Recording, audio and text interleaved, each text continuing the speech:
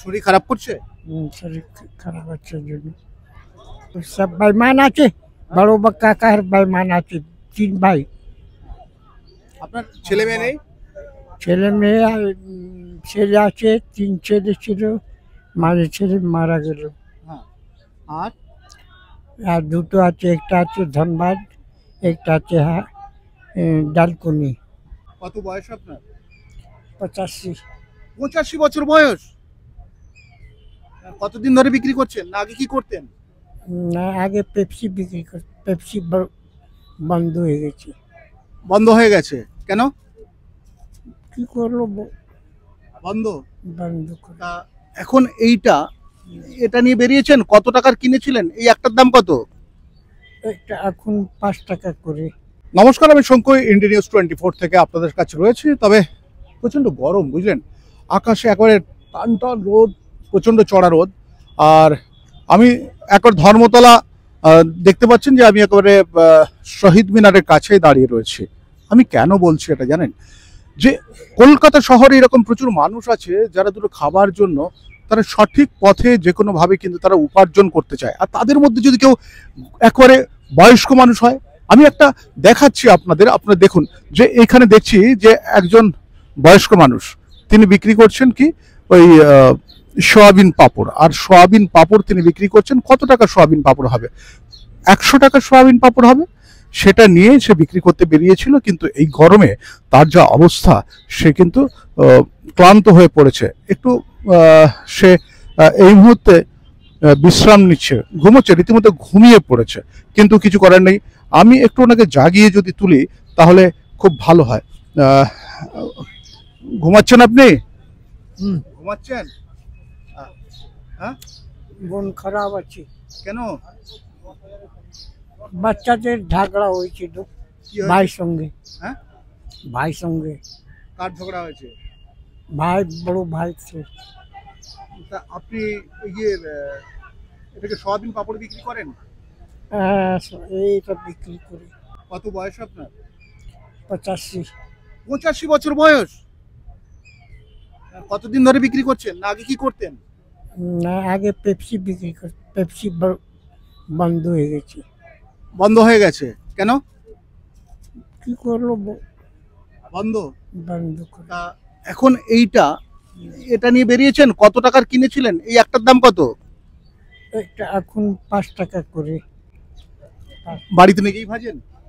না, তবে অন্য লোক বাড়ে, যান বাজারে ভাজে। ওখান থেকে কিনে আনেন? ওখানে কিনি, ওখানে ভাজি। আচ্ছা, কতগুলো বিক্রি করেছেন সকাল থেকে?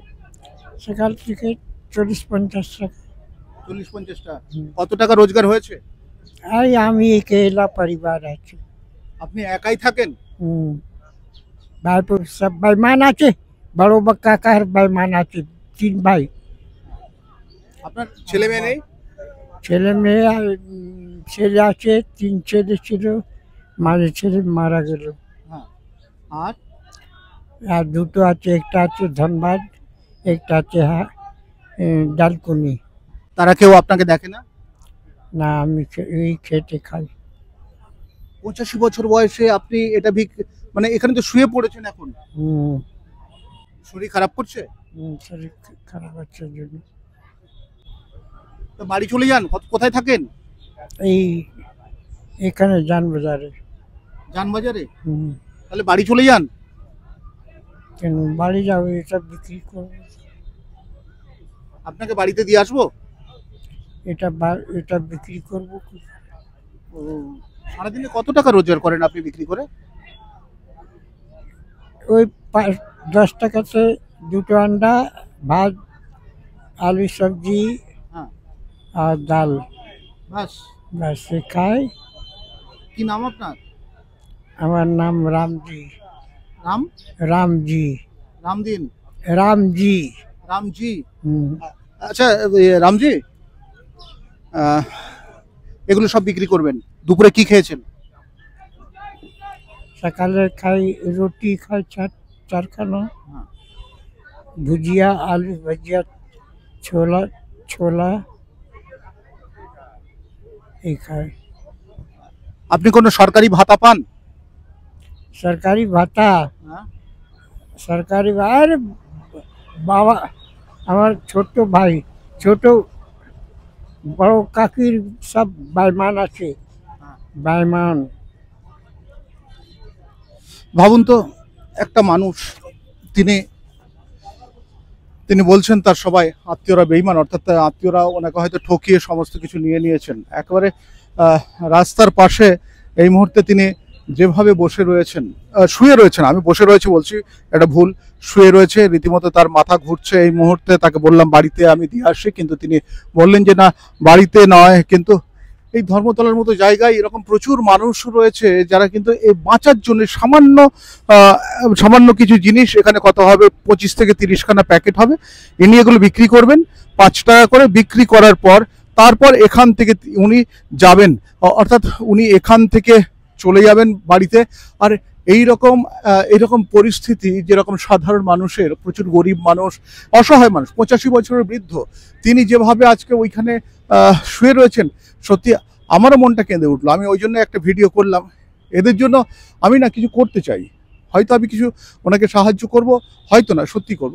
তবে এদের জন্য যদি সবাই সাহায্যের হাত বাড়ায় তাহলে এইরকম মানুষদের কিছু একটা করা যেতে পারে। 85 বছর মানুষ, তিনি এইভাবে রাস্তার পাশে পড়ে রয়েছেন, ঠিকমতো চিকিৎসাও হয়তো হয় না, কোনো রোগ রয়েছে সেগুলো উনি ঠিকমতো কথা বলতে পারছেন না, ওই জন্য বেশি ডিস্টার্ব করলাম না। তবে কিছু করা উচিত ওদের জন্য। দেখুন, অনেক তো রাজনীতি হলো, অনেক কিছু হলো, কিন্তু সাধারণ মানুষ যারা ঠকছে তারা কিন্তু ঠকেই যাচ্ছে। এরা যাতে না ঠকে তার জন্যে তো কিছু করা উচিত। তবে এইসব প্রতিবেদন দেখুন, একটু সাড়া দিন। আমি শঙ্কু রয়েছে আপনাদের সঙ্গে, ইন্ডিয়া নিউজ 24 দেখতে থাকুন।